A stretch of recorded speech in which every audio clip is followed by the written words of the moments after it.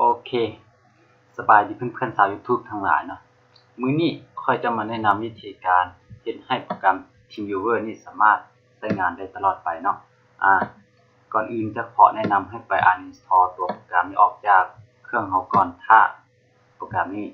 ได้ install ลงในเครื่องแบบนี้ล่ะให้ไปที่ Control Panel พิมพ์คำว่า Control Panel ใส่แท็บเชิญเนี่ยเข้าไป Control Panel นี่จากนั้นก็ไปต่อที่uninstall โปรแกรมเนาะแล้วเลื่อนลงไปหาโปรแกรม TeamViewer ของเราโปรแกรมนี้ถอนมันออกไปปิดใจแล้วก็มาที่ปุ่ม uninstall เนี่ยคลิกใส่เมื่อเกิดขึ้นหน้า install นี้ขึ้นมาละให้มาติดใส่ตัว remove setting นี้ด้วยแล้วค่อยกด uninstall นี่ก็รอท่าให้มัน uninstall สำเร็จไปเลยโอเคการ install ของเราก็สำเร็จไปเรียบร้อยละทีนี้ก็ปิด close ไปได้เลยปิดหน้านี้ออกไปได้เลยต่อจากนี้ก็ให้กลับมาที่แท็บ Journey Income นี่แล้วพิมพ์คำว่า run เข้าไปที่โปรแกรมนั้นแหละแล้วต่อจากนี้ก็ให้พิมพ์%app data เป็นรูปนี้นะ%app data ตามด้วยเปอร์เซ็นต์เนี่ยพิมพ์คำนี้นะแล้วก็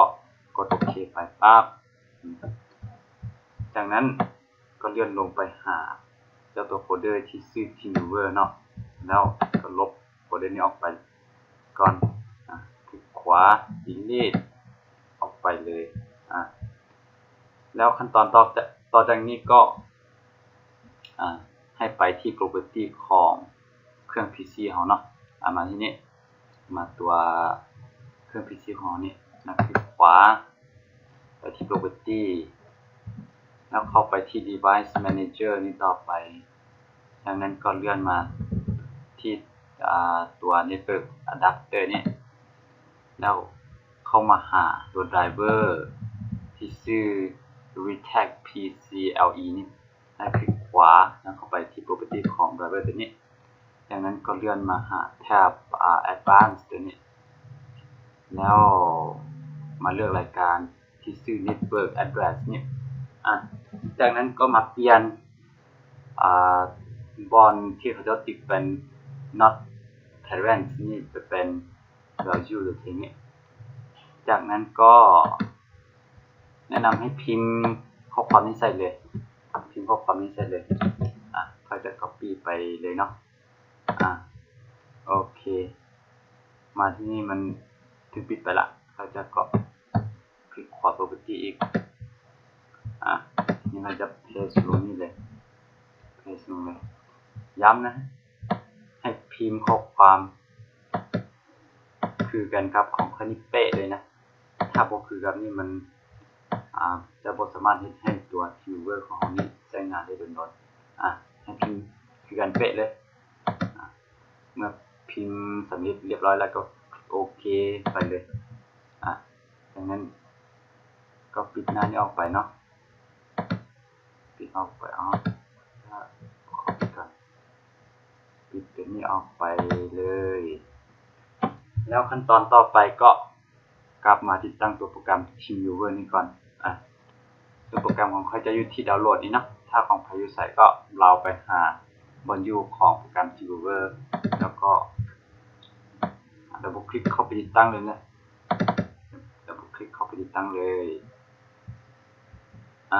ทีนี้ใครก็จะเลือก installation to access แล้วอยู่ก่อนจะเลือกเป็น both of the above แล้วคลิกที่ save finish นี่ไปเลยจากนั้นค่อยก็ install ตัวโปรแกรม TeamViewer นี่ไปตามธรรมดาเนาะก็จะเย็นมาท่าสักน้อยนึงเพื่อให้โปรแกรมนี้ install สำเร็จไปก่อน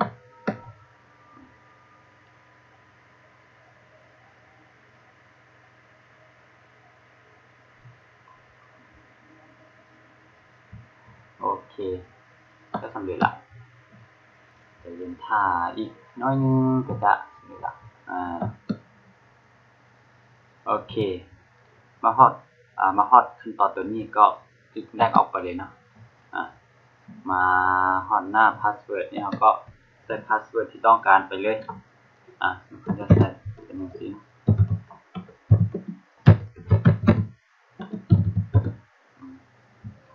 ถ้าใครต้องการ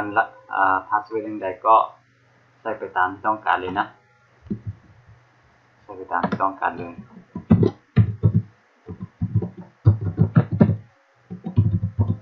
โอเคแล้วก็แน่ทีนี้ใครจะบ่ต้องการสายเข้าหรือว่าบ่ต้องการล็อกอินอย่างไรก็มาเลือกสุดท้ายเนี่ย I don't want to create viewer account now แรกไปทีนี้มาฮอดหน้านี้ก็ไม่ต้องเห็นยังพอถ้าเราตอนนี้อยู่